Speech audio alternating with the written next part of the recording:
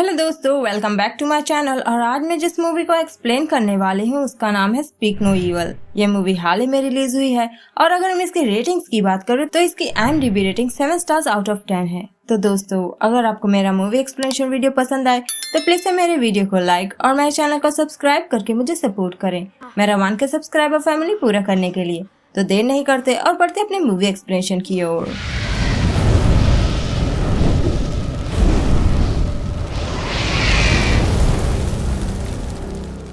तो मूवी के स्टार्टिंग में हम एक कपल को देखते हैं जिनका नाम लुइस और बेन डेल्टन था और उनकी 11 साल की बेटी का नाम एग्नेस था। ये फैमिली अपने बिजी और फ्रस्ट्रेटेड लाइफ शेड्यूल से थोड़े दिन के लिए छुटकारा पाने के लिए शायद से छुट्टियों पर आए थे ताकि उनका मूड थोड़ा फ्रेश हो जाए। तभी एक आदमी बेन के पास आता है और उसके बगल वाले चेयर के बारे में उससे पूछता है कि क्या वो चेयर खाली है, और जबकि वो चेयर एग्नेस का था, बेन एक अच्छा गेस्चर देने के लिए कह देता है कि वो चेयर खाली है और वो आदमी तब तुरंत ही लपक कर वो चेयर उठा ले जाता है और शायद वो भी अपनी फैमिली के साथ में आया था मजे करने के लिए। इनमें से उस आदमी का नाम पैडी, उसके वाइफ का नाम कियरा और उसके बेटे का नाम एंट था। और तब हम देखते हैं कि डेल्टन फैमिली तो आलस्य का समय बिता रही होती है वहाँ पर, लेकिन पैडी और उसकी वाइफ बहुत ही ज्यादा एंजॉय कर रहे होते हैं।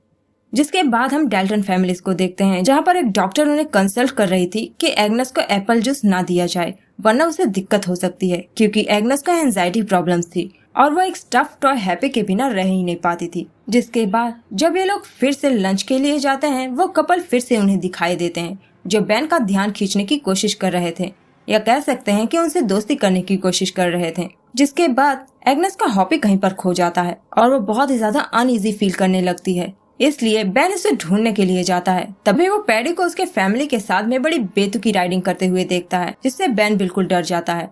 तब बेन हॉपी को ढूंढने के लिए सारा रास्ता छान मारता है और हर कोना देख लेता है, लेकिन उसे हॉपी कहीं भी नहीं मिलता, इसलिए वो वापस से लौट आता है। लेकिन आते ही वो देखता है कि पैडी की फैमिली उसकी फैमिली के साथ में बड़ी अच्छे से घुल मिल गई थी, क्योंकि हॉपी बेन को तो नहीं मिला लेकिन पैडी को मिल गया था, जो कारण बन गया था उनकी दोस्ती का। तब एग्नेस पैडी के वेस्पा की एक राइड लेकर आना चाहती थी, जो बेन को मंजूर नहीं था, क्योंकि उसने तो देखा ही था कि पैडी कैसी बेतुकी राइडिंग करता है।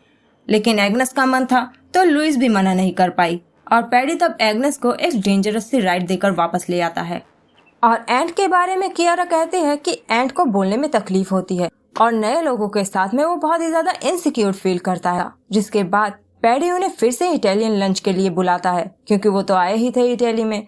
तब लंच के टाइम दोनों फैमिलीज की बातचीत से हमें पता चलता है कि डेल्टन फैमिली यानी बेन और लुइस दोनों अमेरिकन थे, लेकिन रिसेंटली वो लोग लंदन में शिफ्ट हो गए थे नए जॉब या बिजनेस अपॉर्चुनिटीज के लिए। लेकिन लंदन में शिफ्ट होने के बाद वो सक्सेसफुल नहीं हो पाए और ये दोनों ही कपल बेचारे बेरोजगार घूम रहे थे और फैमिली प्रॉब्लम्स के चलते ये लोग अपना मूड फ्रेश करने के लिए आए थे ताकि एग्नेस खुश हो जाए। तब पैडी भी उनके सामने बड़ी बड़ी हाँक देता है कि वो तो एक डॉक्टर है, जिससे बेन और लुइस की नजर में उसकी एक अच्छी इमेज बन जाती है। तब वो कहने लगता है कि उनके यहाँ का माहौल काफी अच्छा है और बहुत सारी घूमने फिरने की भी जगहें हैं, तो उन्हें एक बार तो उनके यहाँ पर घूमने आना जरूर चाहिए। तब बेन तो इसे मजाक में ले रहा था, लेकिन पैडी इसे सीरियसली बोल रहा था। तब लुइस को वेजिटेरियन खाना खाते देख पैडी उसकी बहुत तारीफ करता है, क्योंकि ये तो एनवायरनमेंट के लिए काफी अच्छा था। जिसके बाद एंट और एग्नेस खेलने चले जाते हैं और पैडी तब डेल्टन कपल से ये बताता है कि एंट एक छोटी जीप के साथ में जन्मा था, इसलिए वो बोल नहीं सकता। जिस आखिरी मीटिंग के बाद ये सब दोबारा अपने अपने घर पहुंच जाते हैं और फिर से डेल्टन्स की स्ट्रेसफुल लाइफ स्टार्ट हो जाती है। तब बेचारी एग्नेस को अपने घर में बहुत ही ज्यादा अकेलापन महसूस हो रहा था, क्योंकि वहाँ लंदन में उसके कोई भी दोस्त नहीं थे। तभी लुइस बेन को पैडी द्वारा भेजा गया मेल दिखाती है, जिसमें उन्होंने फोटो के पीछे उन्हें अपने फार्म पर आने का इनविटेशन दिया हुआ था। तब ये देखते ही बेन का बहुत मन होने लगता है कि क्यों ना हम उनके यहाँ घूमने के लिए जाए, क्योंकि एग्नेस भी बहुत उदास है और उसका भी मन बदल हो जाएगा। तब लुइस का तो मन बिल्कुल भी नहीं था, क्योंकि उसका मानना था कि वो उनके बारे में जानते ही क्या है। लेकिन जब वो स्ट्रेस्ड बेन को देखती है कि उसका बड़ा मन है वहाँ पर जाने का, तब वो भी हामी भर देती है और बस ये लोग दूसरे ही दिन निकल लेते हैं अपने कार से वहाँ पर जाने के लिए।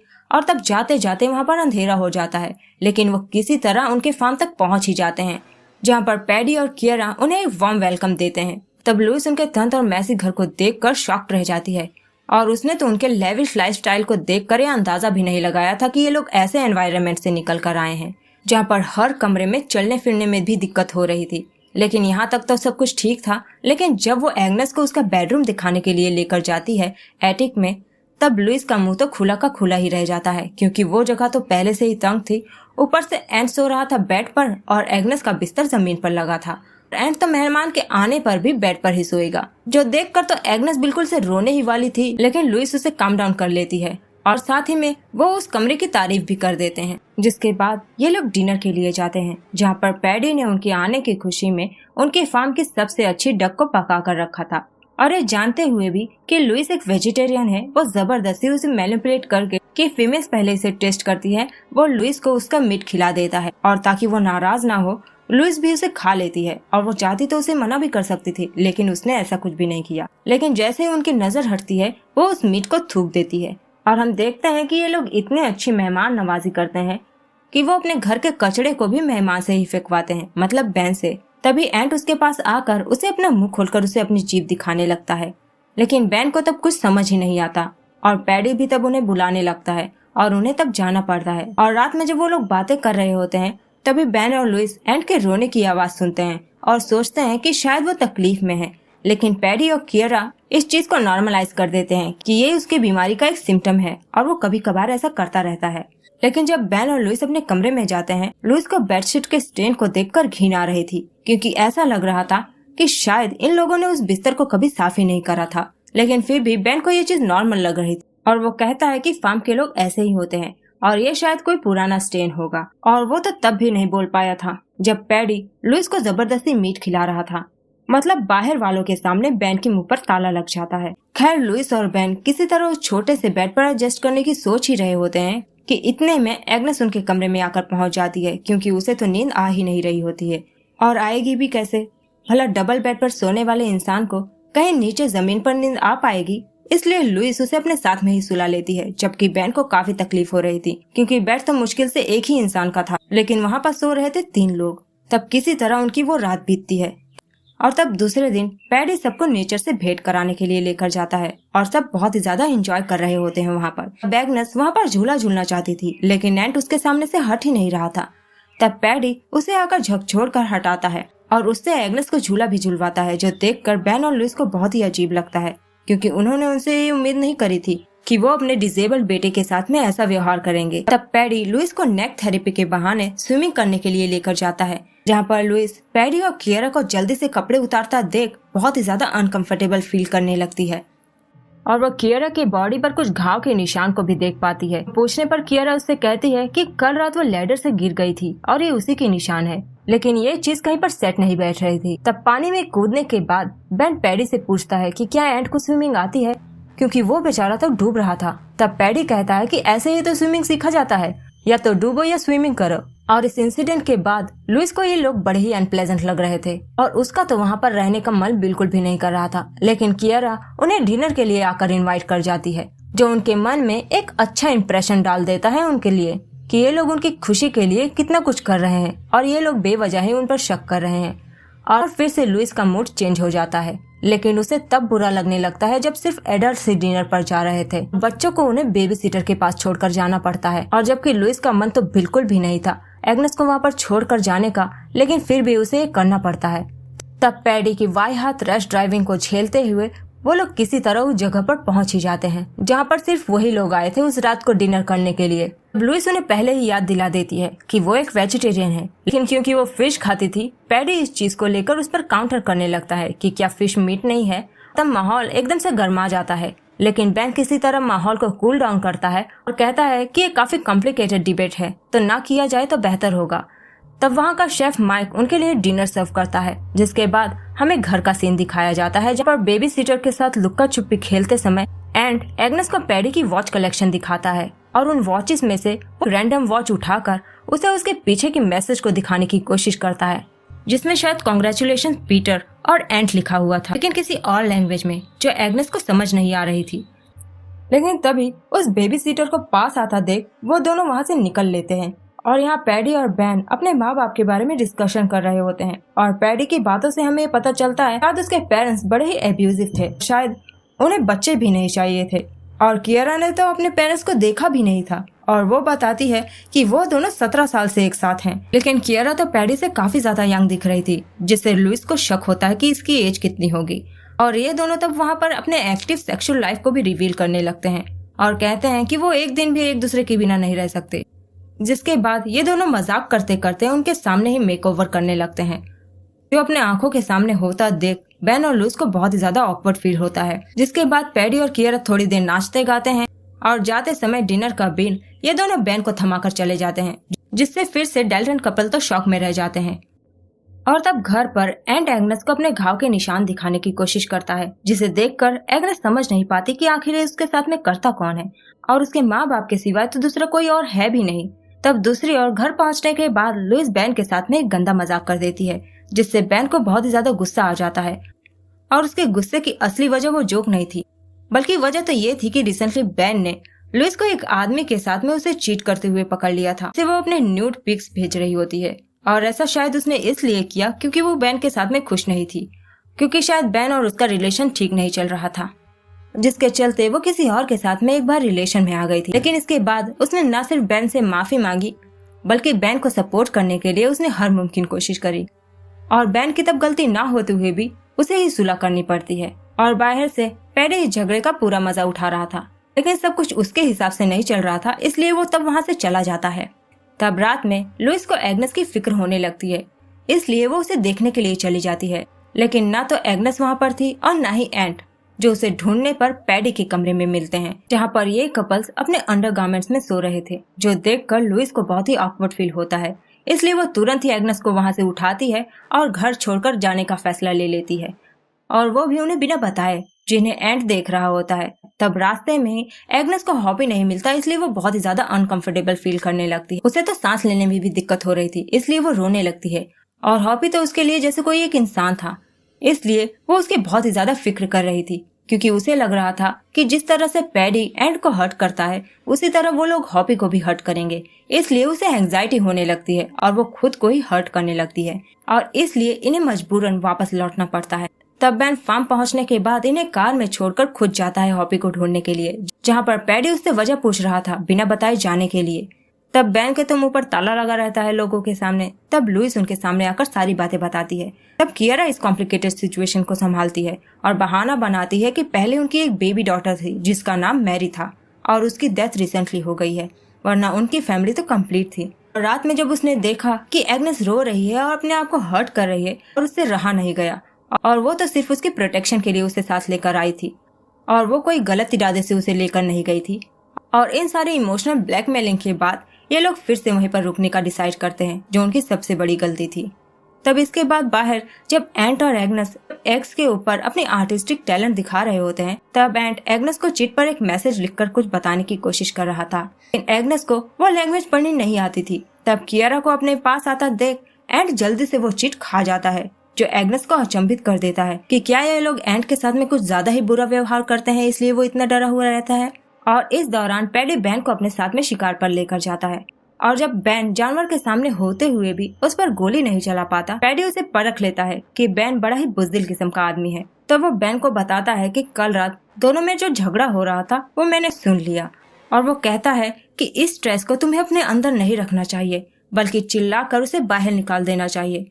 और बेन तब पैडी के साथ खूब गला फाड़ फाड़ कर चिल्लाता है। जिसके बाद जब वो घर आते हैं, वेजिटेबल्स काटते समय जब लुइस का हाथ कट जाता है, तब बेन पैडी को देखने के लिए बोलता है और कहता है कि अच्छा हुआ घर में ही डॉक्टर है। तब पैडी कहता है कि वो कोई डॉक्टर नहीं है, और वो तो बस लोगों के सामने एक अच्छा इंप्रेशन बनाना चाहता है, इसलिए वो इस तरह का झूठ बोल देता है, और असलियत में तो वो कुछ भी नहीं करता। जो सुनते ही वो लोग बिल्कुल से शॉक्ड रह जाते हैं। तब उन्हें शॉक्ड देख पैडी हंसकर कहने लगता है कि वो तो मजाक कर रहा था, वो सचमुच में एक डॉक्टर है। और तब बाहर लंच करते समय कियारा कुछ ज्यादा ही एग्नेस के पीछे पड़ी रहती है कि तुम्हें वेजिटेबल्स खाना चाहिए, तुम्हें मुंह बंद करके खाना चाहिए, वगैरह वगैरह। और इस बात से लुइस को बहुत ही ज्यादा गुस्सा आ जाता है, और वह कह देती है कि मैं उसकी माँ हूँ, तुम नहीं। तब पैडी इस बात के लिए कियारा से सॉरी बुलवाता है, और लुइस को भी फोर्स करता है कि वो भी अपनी गलती माने, जो उसने की भी नहीं थी। जिसके बाद एग्नेस और एंट डांस करते हैं, और एंट जब डांस नहीं कर पाता, तब पैडी बड़ा ही एग्रेसिव हो जाता है और बार बार उसे परफेक्ट डांस करने के लिए फोर्स करता है। इस एग्रेसिव बिहेवियर को देखकर एग्नेस एकदम से डर जाती है, और वो तो अब डांस करना ही नहीं चाहती थी, इसलिए वो अपनी माँ के पास में आकर बैठ जाती है। और ये सब कुछ देखकर लुइस और बेन को भी बुरा लगता है, लेकिन पैडी के इंसिस्ट करने पर बेन फिर से एग्नेस को भेज देता है एंट के साथ में डांस करने के लिए। लेकिन वापस से एंड डांस नहीं कर पाता। तब पैडी गुस्से में उसे हिट कर देता है और एंड तब रोने लगता है। और जब वो रोने लगता है तो चुप कराने के बजाय पैडी उसे डांट कर अंदर भगा देता है, जो चीज इस फैमिली को बहुत ही ज्यादा असहज महसूस कराता है कि ये लोग अपने बच्चों के साथ में इतने निर्दयी तरीके से कैसे व्यवहार कर सकते हैं। और जब वो पैडी को समझाने की कोशिश करते हैं, पैडी कहता है कि ये उनके पेरेंटिंग का तरीका है। जिसके बाद तो लुइस वहाँ पर एक पल भी नहीं रुकना चाहती थी, लेकिन बेन ने बहुत ही ज्यादा पी रखी थी, इसलिए वो कॉफी पीना चाहता था ताकि उसका नशा उतर जाए। और यहाँ इसके बाद किएरा लुइस को रोकने लगती है कि अगर वो लोग बिना पैडी को बताए वहाँ से चले गए तो उसके और एंड के लिए मुसीबत खड़ी हो जाएगी। और एंड तब मौका देखकर पैडी के पास से चाबियां चुरा लेता है और एग्नेस के साथ खेलते खेलते वो उसे एक कमरे के अंदर लेकर चला जाता है, जिसके नीचे एक सेलर था। और उस सेलर के अंदर पैडी ने बहुत सारे लोगों के बिलोंगिंग्स को रखा हुआ था, जैसे कि उनके लगेजेस, सेलफोन, कपड़े, बच्चों के टॉयज, शूज वगैरह। और एंड तब एक फोटो एल्बम लेकर आता है जिसमें किएरा और पैडी अलग अलग फैमिली के साथ में नजर आ रहे हैं। और वो हर फोटो में एक अलग बच्चे के साथ में नजर आ रहे थे, और हर फोटो में उनके साथ में जो बच्चा है वो अपने रियल पेरेंट्स के साथ में तो खुश दिखाई दे रहा है, और इनके साथ वाला बच्चा एकदम से भयभीत और उदास नजर आ रहा है, बिल्कुल एंड की ही तरह। मतलब कि ये लोग एंड के पेरेंट्स नहीं थे। और उसमें तो एंड के पेरेंट्स के भी फोटोज थे, जिसमें उसके फादर ने वही वाली वॉच पहनी थी जो इस वक्त पैडी के वॉच कलेक्शन में शामिल थी। और वो लोग सिर्फ सहानुभूति बटोरने के लिए एंड की जीभ छोटी है जन्म से यही बताते थे, इस वजह से वो बोल नहीं सकता था। और ये बात भी झूठ थी, क्योंकि फोटो में एंड के पास एक नॉर्मल जीवा थी। और एंड तब वो फोटोज एग्नेस को दिखाकर समझाने की कोशिश कर रहा था कि ये दोनों सीरियल किलर्स हैं जो तरह तरह के जगहों पर वेकेशंस के लिए जाते हैं और एक ऐसे फैमिली को सिलेक्ट करते हैं जिसके पास सिर्फ एक ही बच्चा हो। और वो तब उन्हें अपने घर पर इनवाइट करते हैं और उस कपल को मारकर उन्हें लूट लेते हैं और उनके बच्चे को अपने पास रख लेते हैं, से पहले वाले बच्चे को मारकर। और ताकि वो बच्चा किसी को कुछ बता न सके, इसलिए वो लोग उसकी जीवा काट लेते हैं। और शायद इसके बाद एग्नेस की ही बारी थी, जिसकी फोटो उस एल्बम में अब अगली लगने वाली थी। लेकिन उससे पहले ये लोग एंड को खत्म कर डालेंगे। और जब ये सारी चीजें एग्नेस के सामने शीशे की तरह साफ हो चुकी थी, एग्नेस अब पैनिक करने लगती है। और तब सबूत के तौर पर वो एल्बम से कुछ पिक्चर्स क्लिक कर लेती है ताकि वो अपने पेरेंट्स को अलर्ट कर सके, ताकि वो लोग वहाँ से सेफली निकल सके। तब एंड इसके बाद चाबियों को वापस रखने के लिए जाता है, बहुत दिमाग लगाकर कि उसे पैडी के ऊपर राइट चाहिए ये बोलकर। और यहाँ एग्नेस अपना दिमाग लड़ाती है कि वो अपने माँ बाप को अपने साथ कैसे ले आए। और वो तब अपने थाइज में कांटा चुभाकर खून निकाल लेती है। और यहाँ पैडी भी आ जाता है उनके बीच में ये बहाना बनाकर कि उसने कुछ ज्यादा ही नशे में बोल दिया, और उन सबसे माफी भी मांगता है। तब एग्नेस उनके पास आ जाती है फर्स्ट पीरियड्स का बहाना बनाकर, और वो तब बाथरूम में ले जाकर अपने माँ से सारी बातें बता देती है। लेकिन उसकी माँ तब उसके सामने कुछ भी रिएक्ट नहीं करती ताकि एग्नेस ना डरे। और वो एग्नेस को नॉर्मली रिएक्ट करने के लिए बोलती है कि उन्हें बिल्कुल कूल बिहेव करना होगा ताकि उन्हें शक न हो कि उन्हें सब कुछ पता है। और पैडी वहाँ खेलते समय ये नोटिस कर लेता है कि कोई तो सेलर में गया था। तब लुइस बेन को भी बहाने से बुला लेती है कि एग्नेस को उसकी जरूरत है, सिर्फ वो सारी बातें बताने के लिए। तब लुइस को अपने सेफ्टी के लिए वहाँ पर सिर्फ एक कटर मिलता है और वो उसी को उठा लेती है। तब ये सारी बातें जानने के बाद पैडी के सामने एग्नेस के पीरियड्स का बहाना बनाकर वहाँ से निकलने की कोशिश करते हैं। और तब ये लोग बड़े ही नॉर्मली उन्हें गुड बॉय बोलने जाते हैं, लेकिन पैडी को तो पहले से ही उन पर शक था, इसलिए इन लोगों ने जानबूझकर उनके कार की टायर को पंचर कर दिया होता है। फिर भी बेन और लुइस इस चीज को नजरअंदाज करके अपने कार को लेकर वहाँ से किसी तरह बस निकलना चाहते थे, इसलिए वो कोई शिकायत नहीं करते। लेकिन पैडी कहता है कि वो उनके टायर को ठीक कर सकता है, और भला वो ऐसे फ्लैट टायर के साथ में कैसे सफर करेंगे। और तब वो बेन को अपने वर्कशॉप में लेकर जाता है, जहाँ वहाँ पर रखे औजार देखकर बेन को तो बड़ी क्रीपी सी फीलिंग आ रही थी। लेकिन उस वक्त पैडी कुछ भी नहीं करता उसके साथ, और आकर टायर को ठीक कर देता है। लेकिन तभी उन्हें लेट कराने के लिए उसे एक और बहाना मिल जाता है एग्नेस के हॉबी का, जो उसने घर के रूफ पर फेंक दिया था ताकि एग्नेस कुछ तो रिएक्ट करे। लेकिन उस वक्त एग्नेस को हॉबी नहीं चाहिए था, वो किसी तरह अपने घर पहुंचना चाहती थी, जो देखकर पैडी का शक तो और भी यकीन में बदल जाता है। लेकिन फिर भी पैडी के इंसिस्ट करने पर बेन को ऊपर चढ़ना पड़ता है हॉबी को उतारने के लिए, जो पूरी तरह से डैमेज हो चुका था। और ये भी उनका एक प्लान था ताकि उन्हें जाने में देरी हो, या फिर वो चाहते थे कि वो कभी वहाँ से जा ही ना पाए। लेकिन तब फाइनली सब कुछ ठीक हो जाता है। लेकिन लुइस को गुड बाय बोलते समय पैडी उसे जानबूझकर बेन को जलाने के लिए कुछ ज्यादा ही चिपकने लगता है और कहता है कि वो लोग लंदन पहुँचने के बाद उसे टेक्स्ट जरूर करें। और इनवाइट करे। लेकिन जाने से पहले लुइस तब ऑनेस्टली पैडी के सामने ये बता देती है कि शायद वो उन्हें इनवाइट नहीं कर पाएंगे, क्योंकि वो और बेन इसके बाद में अलग हो सकते हैं, क्योंकि वो साथ कभी खुश रह नहीं सकते। और इसके बाद वो लोग एंड को गेट खोलने के लिए बोलते हैं, ताकि तभी वो एंड को भी अपने साथ में कार में बिठाकर ले जा सके। लेकिन पैडी कुछ ज्यादा ही चालाक था और उसने तो गेट को रिमोट से खोल दिया और एंड को उसने अपने पास में बुला लिया। और तब जैसे ही इसके बाद वो लोग आगे बढ़ते हैं और गेट के इस पार ही रह जाते हैं, पैडी उन्हें रोकने के लिए जानबूझकर एंड को लेक में फेंक देता है ताकि वो पानी में डूब जाए, क्योंकि वो तो जानता ही था कि ये लोग उसे बचाने के लिए जरूर रुकेंगे। और होता भी वही है। बेन तब स्टीयरिंग को लुइस को थमाकर एंड को बचाने के लिए जाता है, लेकिन पैडी तभी गेट बंद कर देता है, जिस वजह से पैडी लुइस और एग्नेस को पकड़ लेता है। जिसके बाद ये लोग अपने असली रूप में आ जाते हैं और उनके अकाउंट के सारे पैसे पैडी अपने अकाउंट में ट्रांसफर करवा लेता है। और शायद ऐसे ही उनका काम चलता था। और जब बेन उससे पूछता है कि वो ऐसा क्यों कर रहा है, तब वो कहता है क्योंकि उन्होंने उसे ऐसा करने दिया और गलती तो थी भी इनकी। ये लोग अजनबियों के यहाँ वेकेशन के लिए आ गए। जिसके बाद पैडी एग्नेस को केटामाइन इंजेक्शन देने वाला था, क्योंकि उसकी जीभ भी तो काटनी थी। तब लुइस कियारा से दया की भीख मांगती है कि वो उसे रोक ले, लेकिन वो पैडी को कैसे रोकेगी, क्योंकि वो तो पैडी की पहली विक्टिम थी। इसलिए तो वो इतनी यंग थी, क्योंकि जब वो पैडी को मिली थी तब वो एग्नेस की एज की थी और पैडी ने उसे रोज रोज एब्यूज करके अपने जैसे बना डाला, सेक्सुअली और मेंटली भी। इसलिए वो कुछ भी नहीं कर सकती थी, क्योंकि अब उसे भी उसी की तरह जीने की आदत पड़ चुकी थी। तब मौका हाथ से निकलते देख लुइस एक क्विक एक्शन लेती है और उस कटर से सीधे पैडी के आंख पर वार कर देती है। और पैडी तब दर्द के मारे ढेर हो जाता है और कियारा से शॉटगन भी छीन लेती है, जिस वजह से बाजी पूरी तरह से पलट जाती है। और एंड तब पैडी के पास से चाबी निकालकर वहां से निकल आता है और कियारा के प्लीड करने पर भी कि वो उसे वहां पर ना छोड़े, वो लोग उसकी नहीं सोचते और जल्दी से अपनी कार को लेकर वहां से निकलने की कोशिश करते हैं। लेकिन तभी माइक उनके रास्ते में आ जाता है और उन्हें रोकने के लिए वो उनके ऊपर शॉटगन से शूट भी करने की कोशिश करता है। इसलिए उन्हें तब बचने के लिए घर के अंदर आकर छुपना पड़ता है। तब माइक आकर उन दोनों साइकोपैथ्स को फ्री कर देता है। और वैसे तो माइक सिर्फ उनका एक हिस्सेदार था और वो सिर्फ उनके गुनाहों को छुपाता था, लेकिन इस बार विक्टिम्स ने उसके चेहरे को देख लिया है कि वो भी इसमें शामिल है, इसलिए अब वो भी जुट गया था उन्हें हंट करने में। तब अंदर जैसे ही लुइस इमरजेंसी नंबर पर कॉल करने के लिए जाते हैं, कियारा बाहर से लाइन ही डिस्कनेक्ट कर देती है। तब लुइस अपने फैमिली को बचाने के लिए हर तरह की कोशिश करती है और सारा दिमाग इस्तेमाल कर डालती है, लेकिन बेचारा बेन अपना कोई दिमाग नहीं लगा पाता और वो तो कोशिश करने से पहले ही हार मान लेता है कि उनके पास तो शॉटगन है और हम तो निहत्थे हैं और कुछ नहीं हो सकता। लेकिन लुइस उसे डांट फटकार कर बुद्धि देती है और हिम्मत भी, सिर्फ अपने बच्चों को बचाने के लिए।